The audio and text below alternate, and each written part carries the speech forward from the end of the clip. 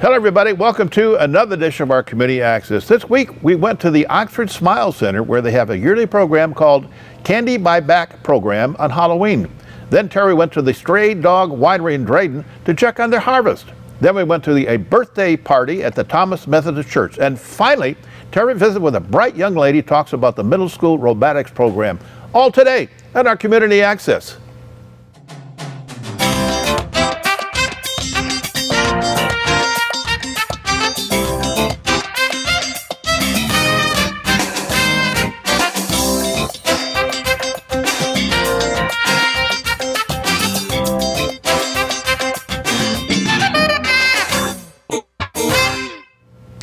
Welcome back. Every year, the Oxford Smile Center has a great program called Candy Buyback Program. With this story is reporter Terry Stiles. Terry?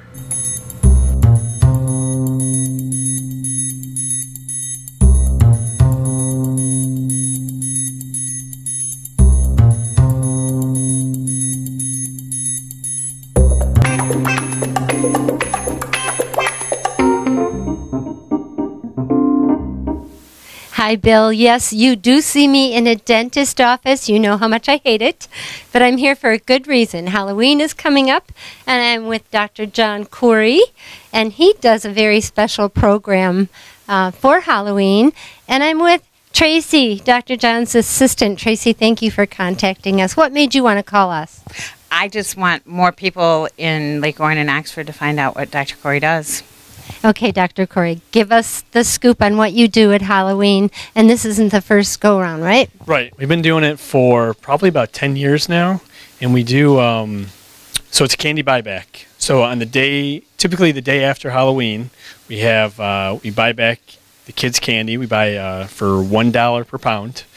And all the candy we collect, which in the past year we collect anywhere from 200 to 400 pounds of candy. So it's like a crazy amount of candy that we get back from the kids.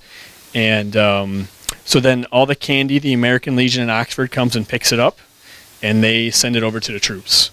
And they do it as, they put together care packages for the troops overseas, and they use it as like the stuffing for the packages.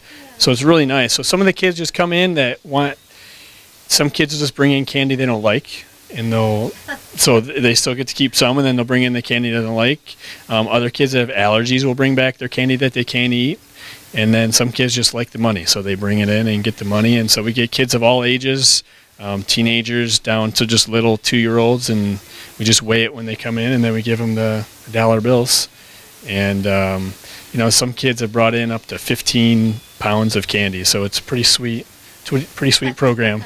No pun intended, right? That's right. No pun intended. Right? And you know, I don't mind that candy's going to our troops, because we all know somebody that's over there, and that's a real treat to them, and they're getting dental care there, right?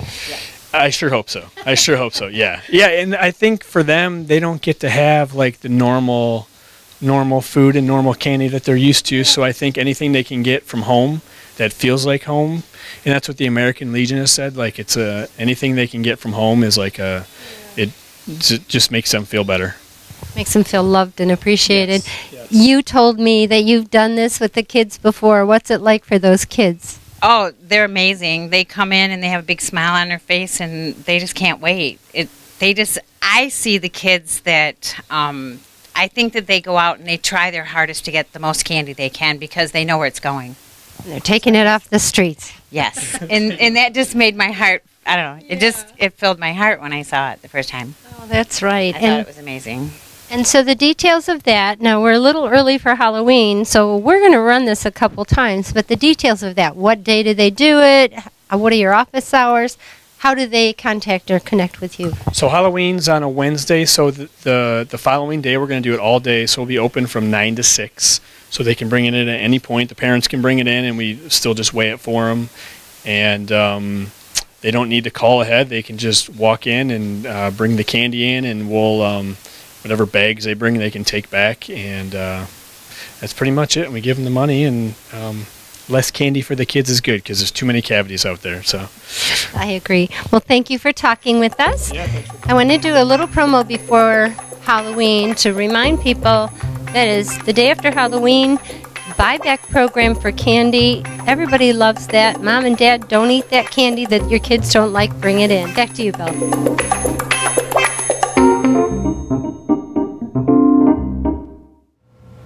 What a great program. Thanks for the Oxford Smile Center. Next up, Terry went to Dryden to visit the Stray Dog Winery where they are harvesting their wine. Here is Terry.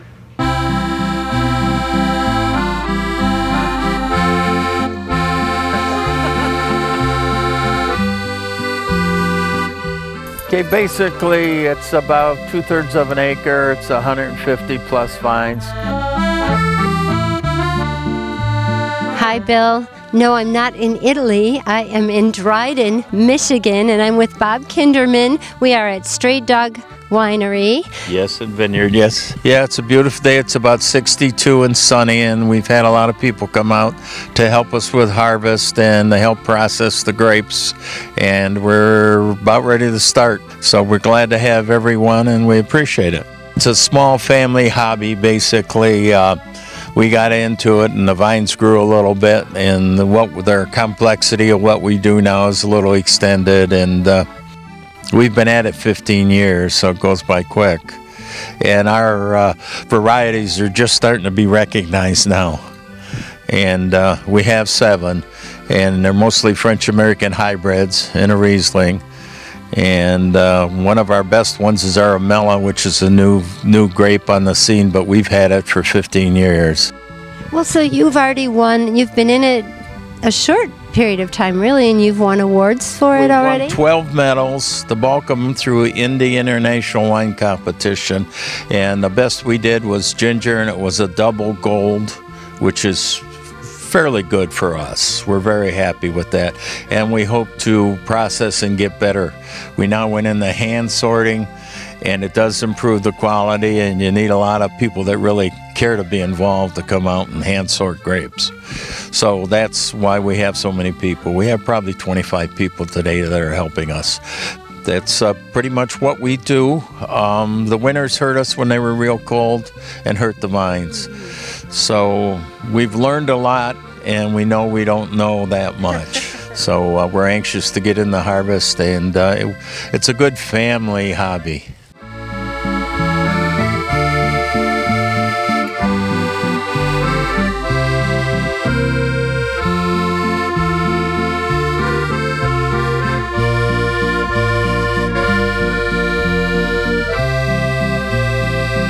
So this is Todd Smith, and I guess you're the guy to talk to as far as harvesting is concerned. Number 1, how did you learn how to do this? And number 2, what are they doing?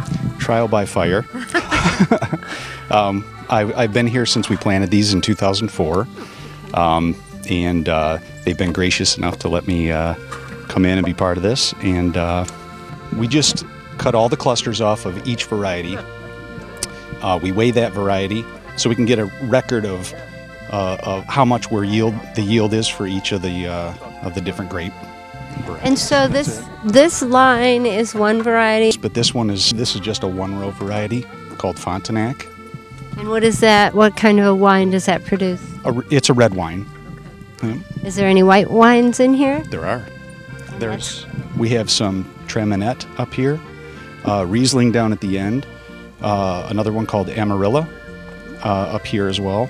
And then there is La Crescent over there. Now, a Riesling is different than a white wine, right? It's a sweeter wine? It is sweeter. Yep, it has higher sugars. Did I hear something about you wait till the grapes get real sugary with a Riesling? Is that what it is? Yeah, it's called bricks, and we try and get those bricks up high to about 22 is about as high as you can really get them in Michigan. They don't get too much higher than that. So how do you measure that? Does that have to do with the grape itself, or how long it stays on the vine? She basically crushes a grape, puts it on a little glass, and you hold it to the sun so you get light through it, and it actually reads how much sugar content is in the grape. Yeah. Okay, well, thanks. I'm not going to hold you any longer. I know you've got some instructions to do, so I'm going to let you go.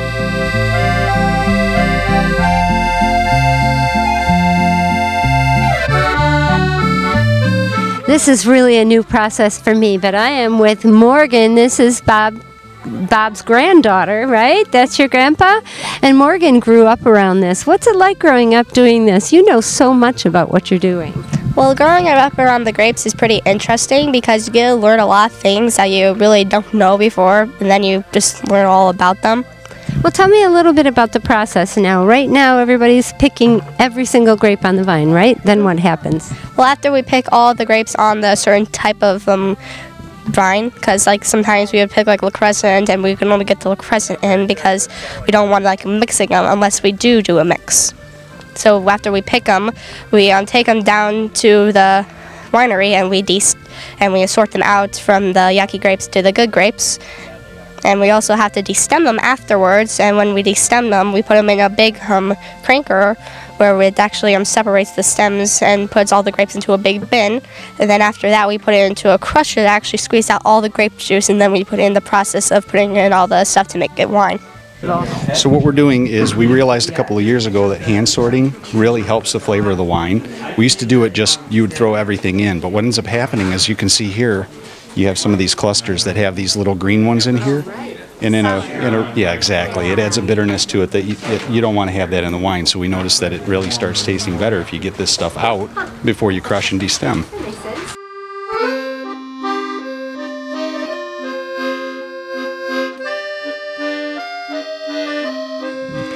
So now I'm talking to Mike Kinderman. Mike is the guy that sees it to the end, right? You kind of do the chemistry of it? Yeah. I handle the processing and the organization. And so once the grapes are squished, and you don't do it with your bare feet, right? No, definitely not with our bare feet. So what's the process after that? We sort them, and then we crush and destem them, and then we put them in bags, and we mix them with the yeast and set them up for the primary fermentation. And so you talked a little bit earlier, you and I talked about racking. Can you tell me what that is and why is that? Why do you do that? Yeah, basically, after primary fermentation, we set them there and they age, and all the solids settle out, and we rack them to clarify the wine. And you do that a couple, 2 or 3 times within the year, right? Yeah, 2 or 3 times throughout the winter and spring. And it comes out delicious, well, right? Thank you. Well, thanks for talking with us. It's a great process to watch, and your family is amazing. Well, thank you.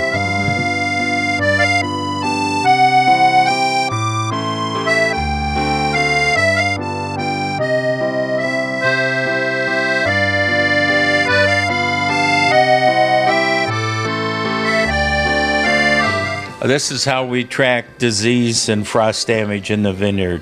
Each vine has a tag on it, each vine's numbered, and as I go through the vineyard, we record what's going on if there's an issue, so then we can figure out where the problem is.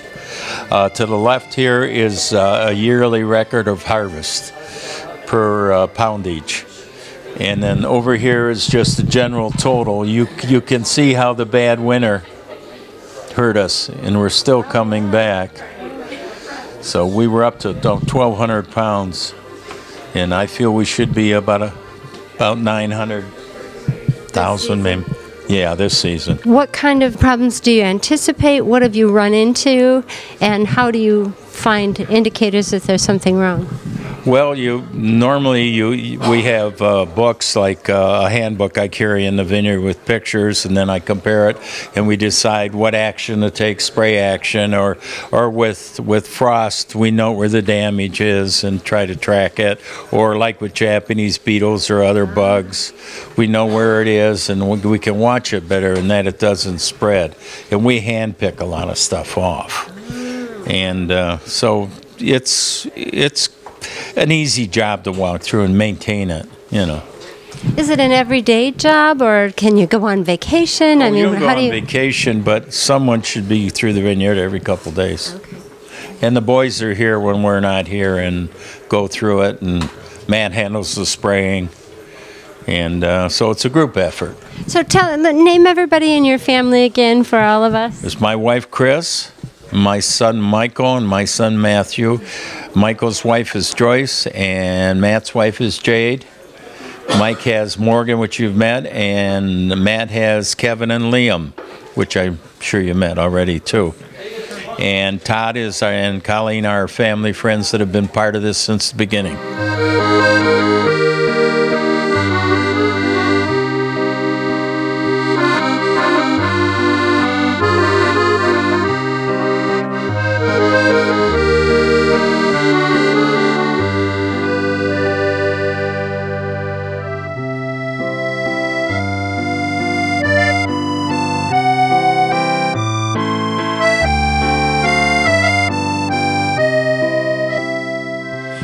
Well, I think it's a really brave step to even get into it. How did you get started doing this? Well, we used to go to Napa and Russian River and Traverse City, and we love it up there, and we love what they do up there, and I've learned a lot from the people up there. And I just got an idea that I was going to do it, and I told the family the vines were coming. So where do you get your grapes? How did you decide which vines to purchase and dedicate your time to? Well, I went online and I looked at where we fall and thought in the growing zone. And I contacted Grafted Vine Nurseries, and Uti was nice enough to guide me through on what to get. I wanted something that would survive our winters and grow, and that she lined me up with these, and they've proven to develop in the very good.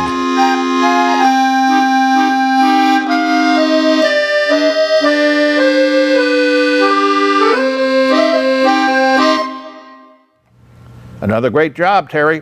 Next up, we went to the birthday party of the Thomas Methodist Church. Our photographer, Laurie Race, was there.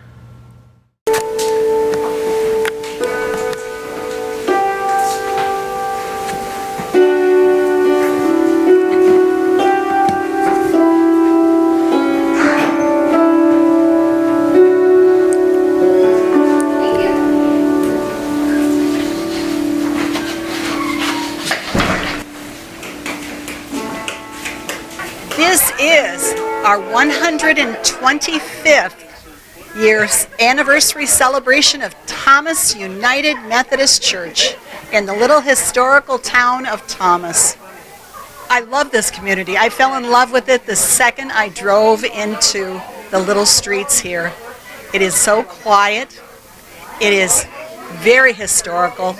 It's very intimate, and the church is just sitting in the middle of everything. What I would like to do is make this the center of all activity, if we can possibly do this, so that this becomes a vibrant community. It's very friendly, and we've been here. Every one of my kids went here and started in Sunday school, and I taught Sunday school. I played the piano for Sunday school. I joined the church, and my husband and I got married here, and it's just been in our family. It's just family church. Of my many memories would be potluck dinners like this one, pie sales at the Oxford Days, Bible studies. We did Disciple Bible Study for a couple of years, and it was really a growing experience for my faith and everybody else's. There were mission trips to Tennessee with the youth from the church. We had hay rides. We were a very social group, and tried to reach out to the neighbors in Thomas and be part of the community, the Oxford community. I don't have one favorite memory. Worship was always great. Church on Sunday morning was super. Christmas Eve was always beautiful. We light candles, and the church was full and warm. That's a few of my really good memories. And really the best is that there were all these people here that I love. And they loved each other. 3 years, I think. I've been here for 3 years, my grandma just told me. And I like when we play games. Like today, we played a couple games. It was really fun. And I like my Sunday school teacher, Miss Fortney. Well, this is the 5th generation. My grandparents came here first, Eddie and Leona Brower. Then my mom and her husband, my dad, Lyle and Mary Lou Brower. And then I came here, and then my son Chad came here, and now his 2 little grandsons are here. So we're the 5th generation at this church. It's a very caring community who does a lot of work for other people, and we can always count on each other. A lot of prayer warriors, too.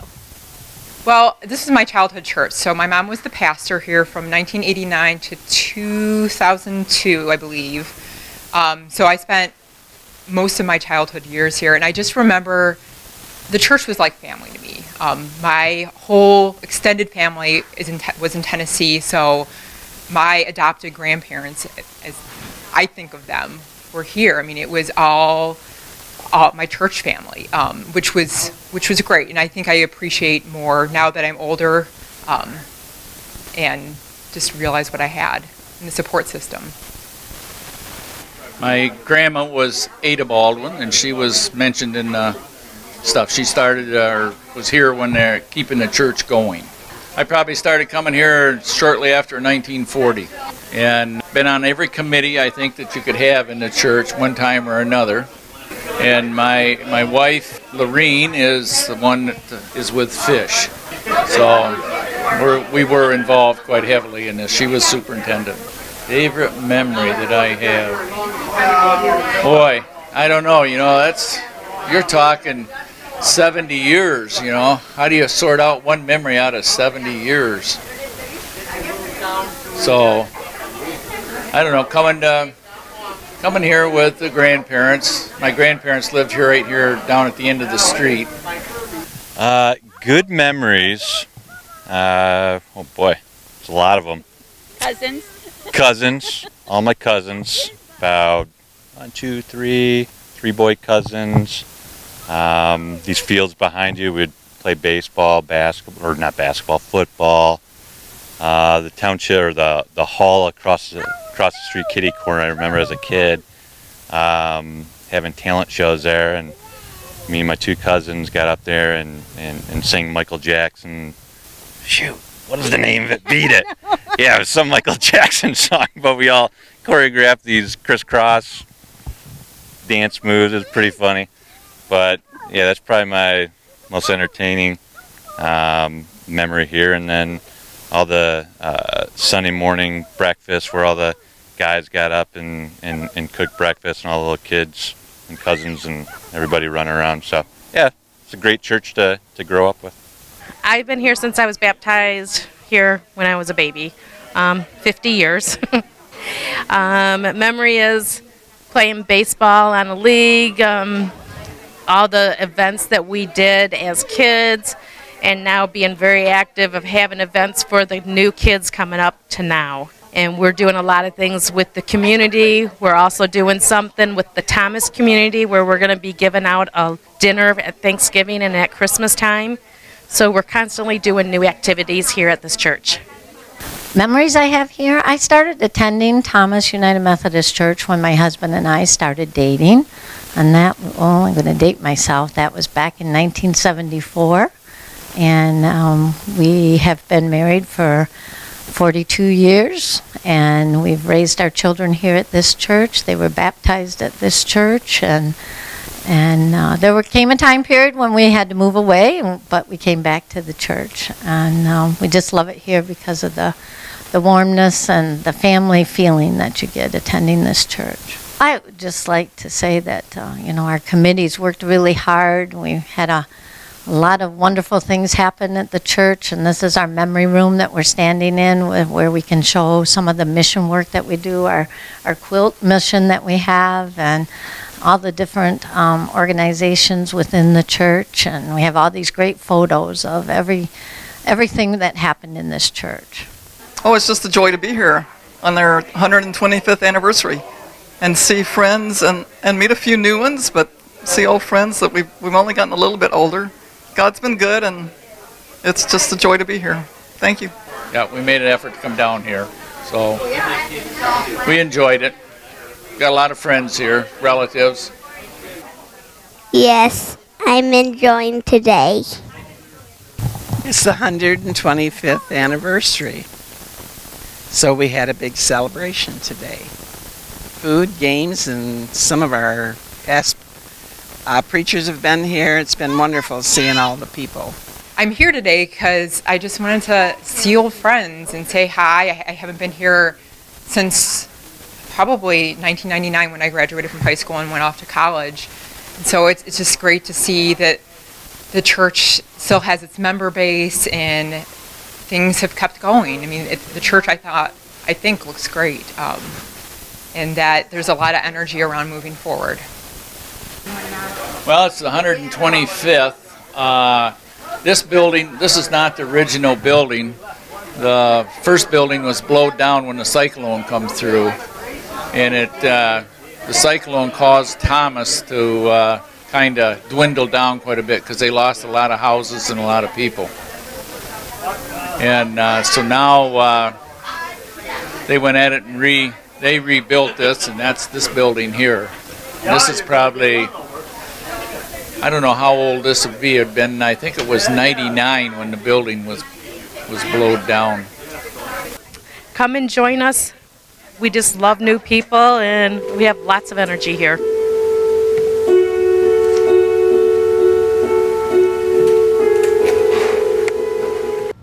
Happy birthday, Thomas Methodist Church, and many years to go. Next up, when Terry was at the winery in Dryden, was it a bright young lady who was Bob Kinderman's granddaughter. Talks about the Oxford Middle School robotics. Once again, is Terry. And from what I understand, you're in the robotics. You're on the robotics team for the middle school in Oxford? Yeah, there's actually 4 different teams. Oh, so is that because there's so many kids, or are they focusing on something different? Because there's so many kids in robotics that they have to separate in different teams. With Oakland County itself, there's over 200 teams. And so is this your first year on robotics, or did you do it in 5th grade? I've actually been doing robotics for a few years back. I've been doing it for about good 5 years back in elementary, because I did it in 5th grade, 4th grade, 3rd grade, all the way to 1st grade. And what's your favorite part about being involved with the robotics team? Well, probably just like building all the contraptions, because in junior FLL, which is the beginning stage, you get to like you just basically build with complete Legos, and you actually get 2 moving parts on the set. And back when we were doing it, when we did it, we always had to focus on, like we had a theme each year, and we had to figure out what we would do. Yeah, one year was actually waste-wise, where we had to get rid of trash in a way. And our way, we actually had a big pit of lava that we made out of Legos, and we just burned all the trash. I actually was working on this little catapult that actually launched the trash into the pit. Oh, nice. Well, so you have to go pretty soon to your robotics team. So thank you for giving us a rundown on what these grapes have to go through before they go into the bottle. Thank you, and I appreciate you talking with us, Morgan. You're welcome.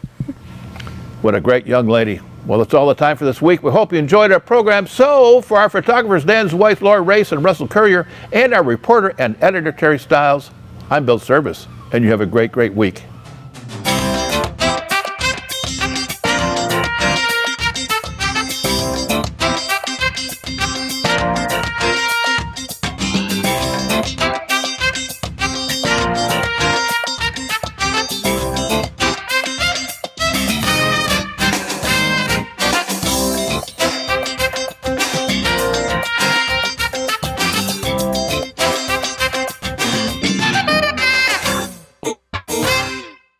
Canine Stray Rescue League began with one woman's dog and a dream. In 1990, Carol Powell lost her dog and searched multiple animal control centers to find him.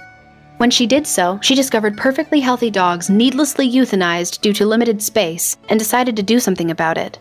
She traveled to multiple animal control centers to buy dogs on death row, and then sat outside supermarkets giving them away to healthy and loving homes. Around this time, Powell bought the property where Canine Stray Rescue resides to this day from a friend. There was only one building to house the dogs, and the rest remained outside in the cold.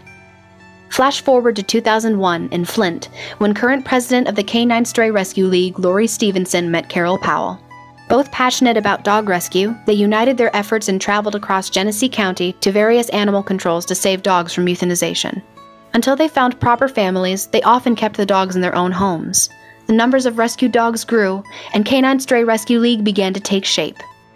Powell and Stevenson ran it themselves with a board of directors. As their funding and popularity grew, they were able to purchase more housing for the dogs.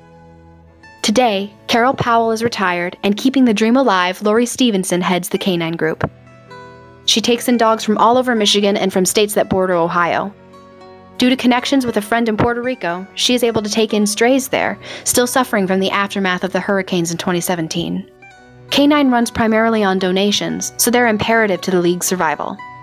When asked how her rescue missions impact society, Stevenson replied that if we teach our children to have compassion for dogs, they'll treat everyone in their life with that same compassion and charity.